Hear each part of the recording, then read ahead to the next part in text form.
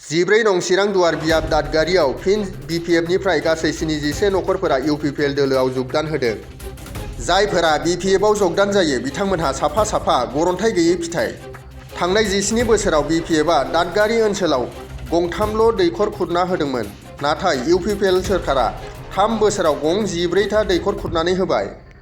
बे सप्तानिनो 16 खालार सनिबार बारायखालि इउपिपिएल दोलोनि दादगिरि सोद्रोमाफोरा बिपिएफ दोलोआव बारग' बिटिसिनि लेङाइ गाहाय मावफुं सोद्रोमा खाम्फा बरगयारिनि नुजाथिनायाव गासै 57 सोद्रोमाफोरा जगदान होदोंमोन।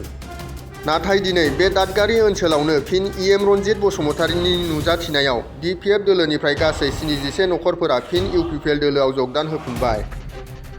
मख'नो गोनांदि ल'कसभा बिसायख'थिया गेजेराव 14 दानसो दंबावोबाबो, नाथाय गावबागाव दोलोफोरा गावबागावनि दोलोफोराव सोद्रोमा थिसननानै लानायाव जोबोद मुखुब नुनो मोननाय जादों।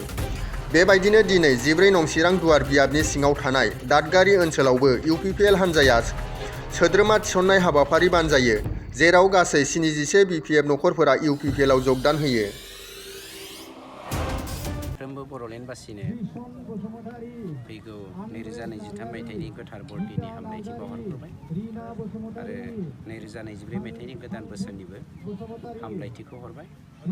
गोजामखौ नागारनानै गोदान मिजिं, गोदान बिथिं आरो गोदान जा भिजन एन्ड मिशन, बेजों जों साफ्रोम बिटिआरबासि आवगायलांनो हाथों बेबायदि थांखिजों आसा खालामनानै अन बिहाफ अफ द गभर्नमेन्ट आरो अन बिहाफ अफ माय फेमिलि आं साफ्रोमबोनिसिम आंनि हामलायथिखौ हरो। सार दाखालिसो नैबे खाम्फा बरगयारिनि नुजाथिनायाव जा इउपिपिएलनि गोख्रों मददगिरि कमल बसुमतारी होननाया जयनिं जादों। दा जयनिं जाखांनायनि उनाव बिथाङा बुंदों दे माने इउपिपिएल हान्जायाव गावजों गाव गोरोबनाय गैया, सिस्टेम गैया, बिनि थाखायनो आङो बिपिएफ हान्जायाव जयन जादों होननानै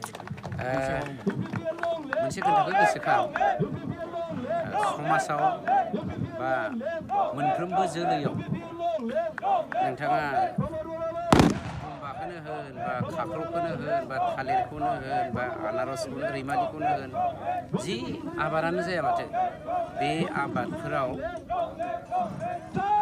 खांखमा सोबनानै गरन्थाइ नांनाय मोनसे माबा थायो। गरन्थाइ नांनाय मा होनगोन बेखौ, दुम्बा होनगोन ना, गरन्थाइ नांनाय खाख्लौ होनगोन ना, गरन्थाइ नांनाय मा होनगोन रैमालि होनगोन, बेफोरबायदि गरन्थाइ नांनाय मानसिफोरा समाजखौ गुबुंले खालामनो नागिरो। आरो बे गरन्थाइ नांखानाय बा बेगरखौ जोंथ' मालाबाबो गायाना, आरो जोंनि समाजखौ जों गरन्थाइ नाङै समाज मोनसे दानो थाखाय मानव गेदेर प्रमद बर' बिथांनि दैदेननायाव जोङो दिनै नाजागासिनो दङ। गतिके हादानिफ्राय गरन्थाइ नांनाय जोलैफोरखौ बोखारनायानो जोंनि खामानिखा। आरो बे बोखारजानाय सुबुंफ्रा जोंनिफ्राय थांनायनिफ्राय जोंहा एसेबां गिदिर दांजानांगौ गोनांथि गैया। मानोना मानव गेदेर प्रमद बर' बिथांनि मावनाय दांनाय भिजन मिशन गासैखौबो मोजां मोननानै बड'फा इउएन ब्रह्मनि जा सानस्रि, बे सानस्रिखौ मावफुंनायखौ दिनै 17 बोसोर आसा खालामनायनि उनावबो मोनैयाव दिनै बिथां प्रमद बर' आरो बिथांनि सरकारा, जोंनि सरकारा जे मावबाय बेखौ मोजां मोननानै जाय दादगारि ओनसोलखौ गुबुंले खालामनो नागिरदोंमोन, गरन्थाइ गैयै जोलैखौ, गरन्थाइ नांनाय जोलैखौ गायनानै दादगारिनि आबहावा थासारिखौ गाज्रि खालामनो नागिरदोंमोन, बिथांमोन बायदि एरियानिफ्राय, बेफोरबायदि एरियानिफ्राय 71 फेमिलिया बिपिएफनिफ्राय फैनानै दिनै इउपिपिएल।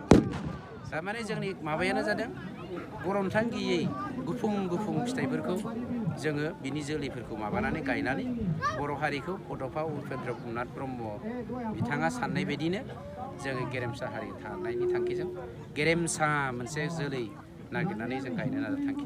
सार, बिथाङानो दे मोनसे बाथ्रा बुंबावदों, इउपिपिएल सरकारा मोनसे इग'जों सरकार सालायगासिनो दं होननानै बुंदों। What do you mean by ego?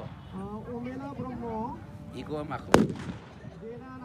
जाय बिथाङा दिनै गोरोन्थाइ नांनाय सुबुं हिसाबै बड'फा इउएन ब्रह्मनि सानस्रिनि सिङावनो 10 बोसोर फरायसा आफादाव थानानै दिनै बड'फानि सानस्रिखौ जोगारनानै थांबाय। What does it mean? नङा होमबा?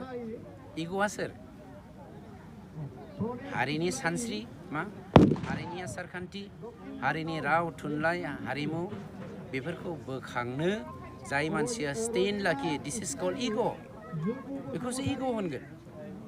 बेखौसो इग' होनगोन कापुरुष माने इग' होना बिथांमोना खुनु अबजेक्टिभ गैयै भिजन गैयै मिशन गैयै मानसिफोरखाय जाग्लुं लुंग्लुंखौ मोजां मोनग्राखाय जाग्लुं लुंग्लुंजों थांदों आं दहायनो होनबाय जोलैनि थाखाय बिथांमोना थिनानै दोनजानाय बेगर नंखाया नङा होमबा माइलि नंखाया जायनि जाहोनाव थिनानै दोनजायै जोलै हिसाबै माइलि हिसाबै बेगर हिसाबै गोनांथि गैयै मानसिखौ जों खादानिफ्राय दुख्लिनिफ्राय गारहरखागोन गथिखे जोंहा साननांगौ जेबो गैया बिटिआर सरकारा 3 बोसोर जानायनि उनावहाय बिसोर बुंदों बिटिआर सरकारखौ माने दादगारि एरियायाव जेबो हाबा मावाखै होनना बुंदों दादगारि एरियाखौल' आं एगजामपोल होनोसै नोंथांनि मिडियानि गेजेरजों बिटिआरनि 35 लाख मानसिफोरखौ आं बुंनो नागिरदों दादगारियाव 17 बोसोराव हाग्रामाजों खाम्फाजों मोनथामल' दै लोंनो थाखाय रायजोफोरनो 33टा गामि दङ दै 32टा या हाउ मेनि 33 villages here in दादगारि एरिया बेवहाय बे 33 भिलेजाव बिथांमोना मोनथामल' दैनि दिप बरिं खालामनानै होदोंमोन टिउबवेल खिन्थु मानाव गेदेर प्रमद बर' बिथांनि दैदेननायाव 14टा फरेस्ट डिपार्टमेन्टनिफ्राय टिउबवेल गायनानै होदों दिप बरिं आरो बेजों गामि नाङै गामि दैखौ माने मोनगासिनो दङ आरो बिनि अनगायैबो दाखालिसो मानाव गेदेर प्रमद बर' बिथांनि दैदेननायावनो 20टा JJMनि दै साप्लाइखौ दा होगासिनो दं माखासेयाव सोलिगासिनो दं मा डिफारेन्स दङ नायदो 17 बोसोराव मोनथाम मानाव गेदेर प्रमद बर' बिथांनि दैदेननायाव दादगारियाव 33 भिलेज दङ नाउ हाउ मेनि गट 14 and 20 24 34 मोनबाय माखासे फाराफ्रावबो मोनबावबाय गामि बारनानै फारायाव मोनबावबाय गामि हिसाबै 33 दङ खिन्थु फारा हिसाबैबो इनक्लुड खालामदेरनानै टटेल जों दा 34 मानसिनो दै लोंनायनि बेबस्थाखौ होबाय दिस इज द example whether we did or not